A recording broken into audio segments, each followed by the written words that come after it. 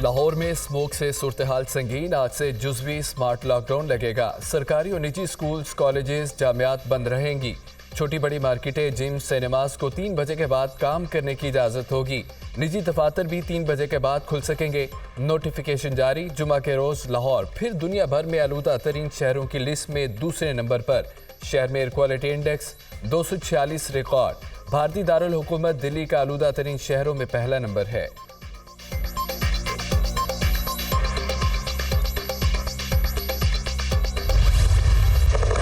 Israeli फौज ज़ेरे इलाज जख्मियों पर भी जुल्म से बाज न आई। गजा के 25 अस्पताल मुकम्मल तौर पर बंद। सहूनी फोर्सेस ने अल-शिफा अस्पताल का कंट्रोल संभाल लिया। अस्पताल के कई हिस्से तबाह कर दिए। 7000 अफराद पनाहगाह से महरूम। जख्मी तड़प तड़प कर शहीद होने लगे। अल-शिफा अस्पताल के ICU में मौजूद तमाम 55 अफराद इलाज जारी न रहने पर दम तोड़ गए। इसराइली फौज की जबालिया पनाह गजीन कैंप पर बमबारी, 18 अफराद शहीद। और मगरबी मकबूजा वादी में भी जारहियत, 283 अफराद शहीद हो गए। शोधा की मजमूई तादाद 11,500 से बढ़ गई। 4,707 बच्चे, 3100 से ज्यादा खवातीन शामिल, 29,000 अफराद जख्मी। जंग में 1,770 बच्चे लापता।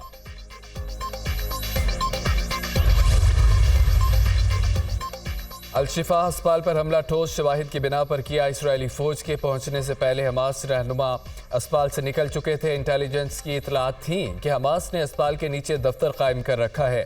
गजा पर कब्जे का कोई इरादा नहीं। इसराइली वज़ीर आज़म नेतन्याहू का अमरीकी TV पर इंटरव्यू।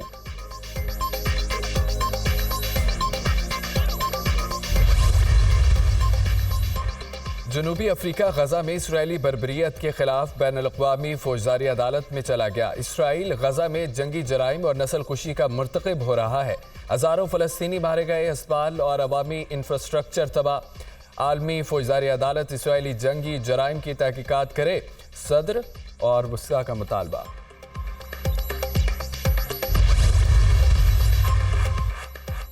कैनेडियन वज़ीर आज़म जस्टिस ट्रूडो भी फ़लस्तीनियों के हक़ में बोल पड़े। कहते हैं कि अल-शिफा अस्पताल के गिरदौर चल रहे हैं वो इंसानी बहरान है।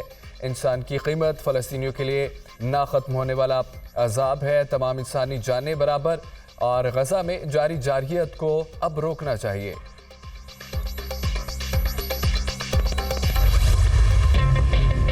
रियासत के अलावा किसी भी इदारे या ग्रोह की तरफ से मुसल्लह कार्रवाई नाकाबिल कबूल है। किसी भी इम्तियाज़ के बगैर पाकिस्तान तमाम पाकिस्तानियों का है।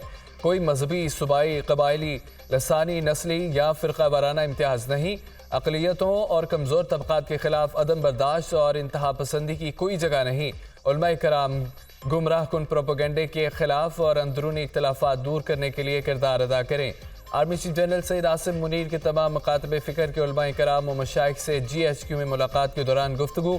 आर्मी चीफ ने इंतहा पसंदों और दहशत गर्दों के ज़रिए फैलाए जाने वाले गुमराह कुन प्रोपेगेंडे के खात्मे के लिए मजहबी उलमा के फितना फतवा पैगाम पाकिस्तान को सराहा। जनरल आसिम मुनीर की जानिब से दहशत गर्दों के ज़रिए फैलाए जाने वाले गुमराह कुन प्रोपेगेंडे के खात्मे के लिए उलमा के किरदार की तारीफ़ की।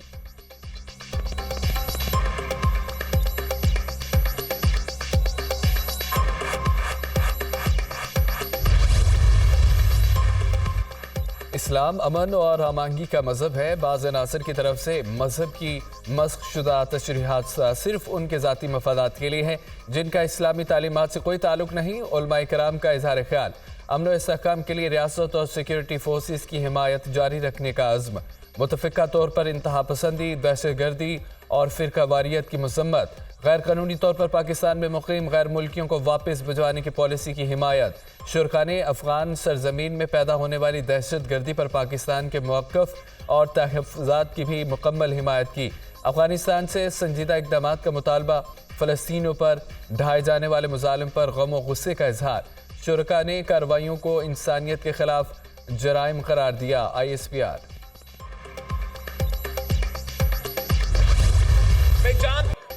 जो सियासतदान महंगाई लीग में शामिल होंगे वो इलेक्टेबल नहीं रहेंगे। बुरा ना माने, ये ज़मीनी हक़ाइक़ है। पाकिस्तान की सबसे बड़ी दुश्मन पुरानी सियासत है। ऐसी सियासत करने वाले इलेक्टेबल्स की तलाश में है।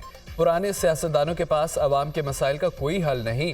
सबको नजर आ रहा है आइंदा इलेक्शन पाकिस्तान पीपल्स पार्टी ने जीतना है। बाकी जमातें भी दाएं बाएं ना देखें, अवाम की तरफ देखें।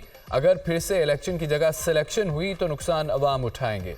अवाम ने पहले इस सिलेक्टेड राज को भुगता, आइंदा इसे कबूल नहीं करेंगे। हमारा मुकाबला किसी सियासी जमात से नहीं, महंगाई और गुर्बत से है। अवाम से मिलकर उन तमाम मसाइल का हल निकालेंगे। पाकिस्तान के वोटर जो फैसला करेंगे वो मानेंगे। बिलावल भुट्टो का मर्दान में वर्कर्स कन्वेंशन से खिताब।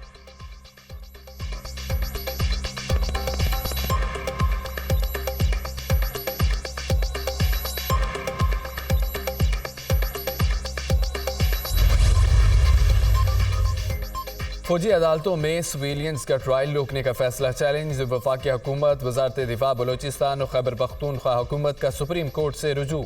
आर्मी तनसीबात पर हमलों के मुलजमान का ट्रायल फौजी अदालतों में ना करने का फैसला कलअदम करार दिया जाए।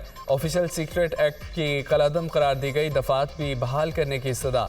सुप्रीम कोर्ट के 5 रुकनी बेंच ने जिन दरख्वास्तों पर फैसला दिया वो नाकाबिल समाअत थी। आर्मी एक्ट और ऑफिशियल सीक्रेट एक्ट की दफात कलअदम होने से मुल्क को नाकाबिल इतराफी नुकसान होगा। दरख्वास्तों में मौक़िफ़, फैसले तक 5 रुकनी लार्जर बेंच के फैसले पर हुक्म इम्तना दिया जाए। अदालत की इस्तदा।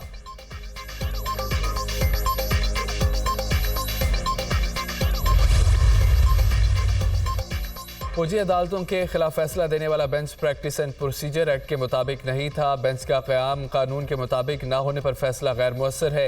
23 अक्टूबर का फैसला कलअदम करार देकर ऑफिशियल सीक्रेट एक्ट की कलअदम की गई दफात बहाल की जाए। सिविलियंस के फौजी अदालतों में ट्रायल को कलअदम करार देने के फैसले के खिलाफ वजारत दिफा की इंट्रा कोर्ट अपील का मतन।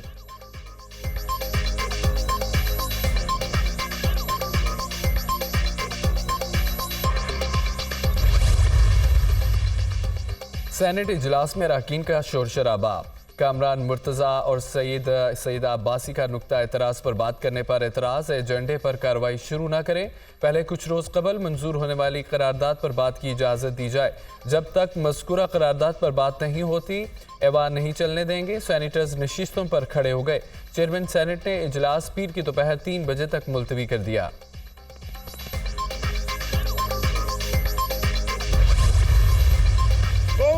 इस्टेब्लिशमेंट मईशत बेहतर करना चाहती है मगर उसे ब्लैकमेल किया जा रहा है। पाकिस्तान की मुआशी तबाही किसी हादसे के तहत नहीं, मनसूबे के तहत हुई है। सिर्फ चेयरमैन PTI नहीं, उनको मुसल्लत करने वाले भी मुजरिम है। पाकिस्तान पर आलमी दबाव बढ़ रहा है। अफगानिस्तान के साथ पाकिस्तान के सदियों पुराने ताल्लुकात हैं। कौन सी कुव्वतें हैं जो अफगानिस्तान और पाकिस्तान को लड़ाने की साजिशें कर रही है? हमें संजीदगी से सोचना होगा। जज्बात में आकर फैसलों से हम अपना नुकसान करते जाएंगे। पुरानी लकीरें मिटाने नए मुस्तकबिल को तरशखाना होगा। अमीर JUI मौलाना फजल रहमान का पेशावर में खिताब।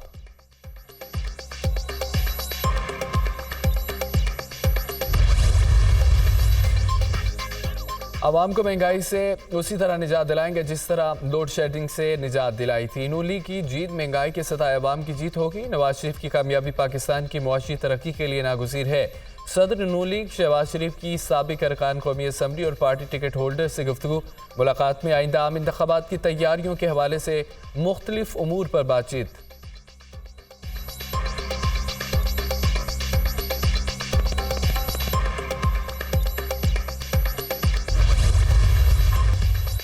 निगरान वज़ीर आला मोहसिन नकवी का पंजाब भर में कम उम्र ड्राइवर्स के खिलाफ क्रैकडाउन का हुक्म। कार्रवाई की रिपोर्ट रोजाना पेश करने की हिदायत। बगैर लाइसेंस गाड़ियां मोटरसाइकिलें चलाने वाले कम उम्र ड्राइवरों के खिलाफ बिला इम्तियाज कार्रवाई की जाए। वालिदैन कम उम्र बच्चों को गाड़ी और मोटरसाइकिल चलाने की इजाज़त ना दें। मोहसिन नकवी।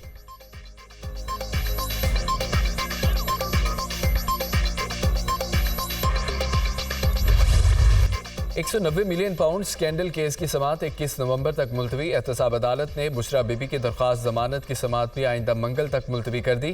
चेयरमैन PTI से जेल में तफ्तीश की जाए, नैब के हवाले नहीं किया जाएगा। अदालत के रिमार्क। चेयरमैन PTI की जेल में अच्छी रूटीन बनी हुई है, उनकी सेहत अच्छी है।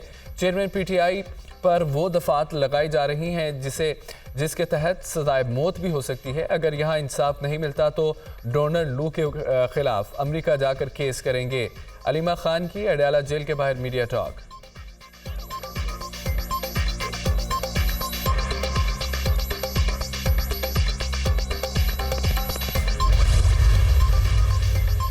अडयाला जेल में साइफर केस की समाअत 21 नवंबर तक बगैर कार्रवाई मुलतवी। इस्लामाबाद हाई कोर्ट ने हुक्म इम्तना की रोशनी में समाअत मुलतवी की गई। सरकारी प्रोसिक्यूशन की जानिब से कोई गवाह पेश नहीं किए गए। हाई कोर्ट के हुक्म इम्तना की रोशनी में अदालत ने समाअत मुलतवी कर दी। प्रोसिक्यूटर जुल्फकार अब्बास नकवी।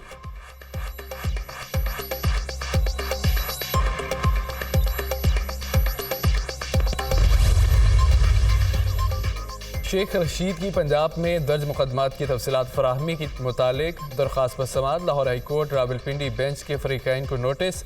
1 हफ्ते में जवाब तलब। जो रोज़ कहते हैं कि वोट को इज्जत दो, एबटाबाद में बिलावल ने भी कह दिया कि मुझे भी वोट दो। नवाज शरीफ बोलना शुरू हो गए, अब मैं भी बोलूँगा, मैं जेल में रहकर इलेक्शन लड़ूंगा। सरबराह अवामी लीग की मीडिया टॉक।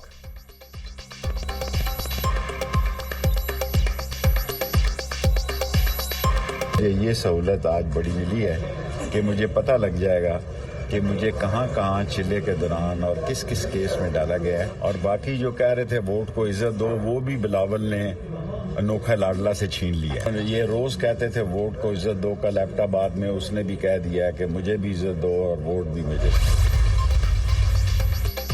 मुल्क में महंगाई के रिकॉर्ड टूट गए। रवा हफ्ते महंगाई की शरह में 9.95% का रिकॉर्डी इजाफा हुआ है। मजमूई शरह एक बार फिर 40% की सतह पर पहुंच गई। शरह 41.9% रिकॉर्ड। रवा हफ्ते 25 अशिया ज़रूरिया महंगी हुई, 13 में कमी और 13 में इस्तेहकाम रहा। गैस की कीमतों में 480% तक बड़ा इजाफा हुआ। चाय, दाल, मसूर, चिकन और आटे की कीमतों में इजाफा रिकॉर्ड किया गया। इदारा शुमारियात की रिपोर्ट।